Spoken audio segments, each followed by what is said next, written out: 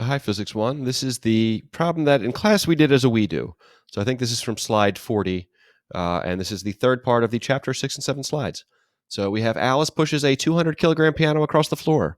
The coefficient of kinetic friction between the piano and the floor is 0.20. So let's do step, huh?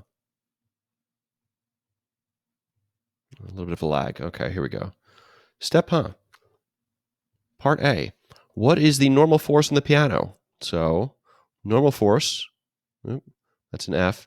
F sub n is equal to question mark, and the units it will have are newtons. For part B, how hard does Alice need to push to keep the piano moving at a constant velocity of 2.3 meters per second? Okay, so what we're looking for, how hard does Alice need to push, is we're looking for the force of Alice. So F sub A is equal to question mark, and it's a force, so it'll also be in newtons. So then we do step 1, which is the sketch. So our sketch, what do we have? We've got a floor. So there's a floor. We have a piano.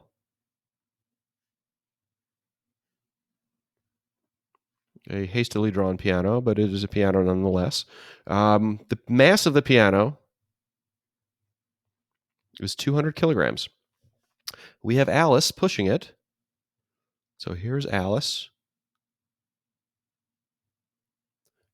She's pushing with some force, F sub A, but we don't know what it is, so I'll write F sub A is equal to question mark newtons.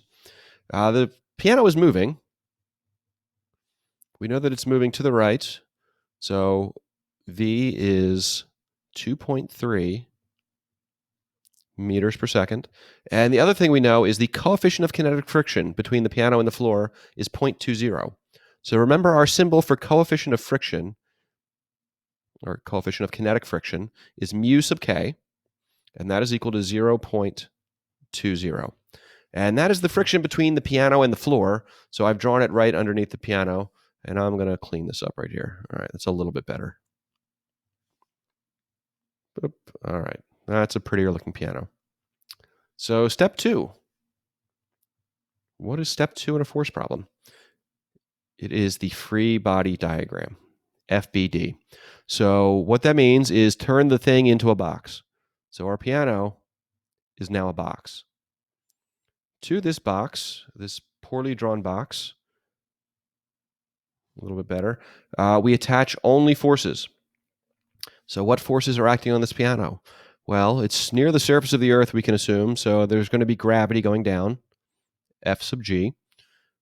The piano is touching the floor, so that means the floor must be putting a normal force up on the piano. So we have a normal force here. Now Alice is pushing the piano to the right, which means we must have a force of Alice going off to the right in this direction. So F sub A. Notice, by the way, that even though Alice is standing to the left of the piano, her force is going to the right. So I'm drawing it as an arrow going off to the right. And the other force that's going on here is the friction. So this is not a frictionless surface. So that means we have a force of kinetic friction, F sub k, going to the left. So if the piano is going to the right, and friction always opposes the motion, that means friction must be going to the left. So that's what we have. Now notice at this point that this is a two-dimensional force problem. This is different than the man on the elevator problem. This is different than the people fighting over the guitar problem. I think it was a Gibson Les Paul. And this is different than the other one, which had Mr. Wells fighting Alice, Billy, and Charlie for a piano, but that was on a frictionless surface. We didn't have to worry about the up and down forces there. So, yeah, it's a two-dimensional problem. So fortunately, in this case, we only have pretty vectors. We only have forces that are going up or down or left or right. We don't have any ugly vectors that are doing two things at once. So we're already in a good place. Eventually, the problems will have to deal with ugly vectors. But we have this for now. So what do? We have to deal with one side first and then the other side. So trust me on this, just like in kinematics, if you have up and down and left and right, do the up and down side first. Do the y side first. So part 3a, I'm going to write the most important thing you will learn in physics all year, which is F equals ma. But I'm going to add a sigma here, sigma F.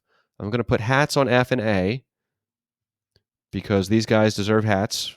Vectors get hats in step 3. And the other thing I'm going to do to be a little bit more specific is I'm going to put some subscripts in here. Sigma F sub y, meaning the sum of the forces in the y direction is equal to mass times A sub y, the acceleration in the y direction. All right, so we've got that. Now, before we go any further, let's think. What is A sub y?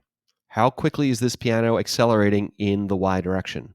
And the answer is, it is not accelerating in the y direction. This piano is not gaining velocity in the upwards direction or the downwards direction. The piano is going sideways. Nothing is happening up or down, which means A sub y is 0, which means the whole right side of this is going to be 0. So far, so good. Now, sigma F sub y, sum of the forces in the y direction. What that means is grab all of your forces that are in the y direction, F sub n and F sub g, put hats on them, and plus them together.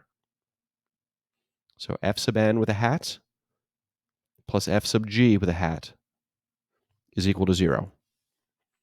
So that is step 3 on the y side, step 3a. On to step 4a. Could also be calling this step 4y, which is the math. So the first part of math in a force problem is take the hats off and put in the signs. So I take the hat off of F sub n, and F sub n is going up. So that gets a plus. And now I take the hat off of F sub g, that's going down. So that gets a minus. So we have F sub n minus F sub g. And on the right side, we still just have 0. Okay? So the thing we're trying to solve for in part A is F sub n. So I want to get F sub n by itself. So I'm going to add F sub g to both sides. And that's going to leave me with F sub n is equal to F sub g. So if I knew what F sub g was, I would have my answer for part A. And I can figure that out. F sub g is equal to mg. So I will rewrite that. F sub n is equal to mg, which is equal to, well, our mass is 200 kilograms. And g is positive 9.8 meters per second squared. So I've got that. So now I get out my calculator and I ask, what is 200 times 9.8? And my calculator tells me 1960. And what is this? This is F sub n. It's a force, so its units must be newtons. So put a box around it so your physics teacher knows that that is your answer, for part A at least.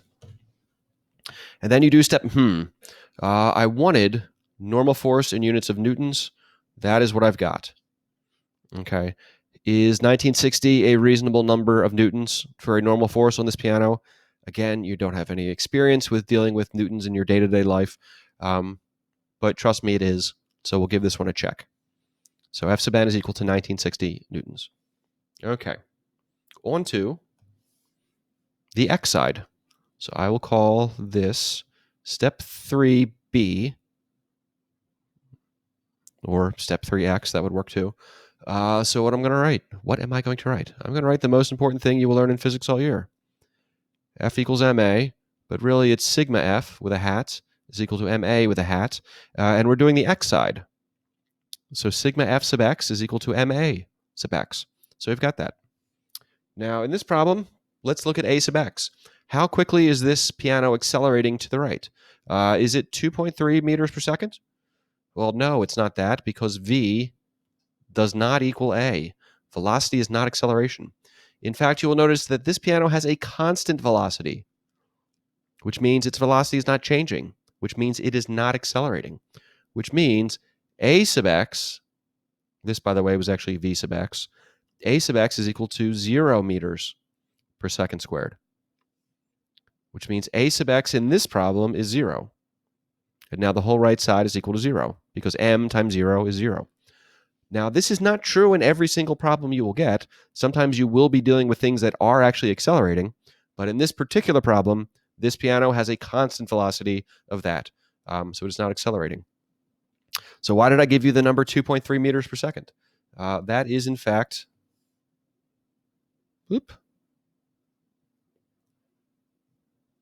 that is a red herring. That is a false clue.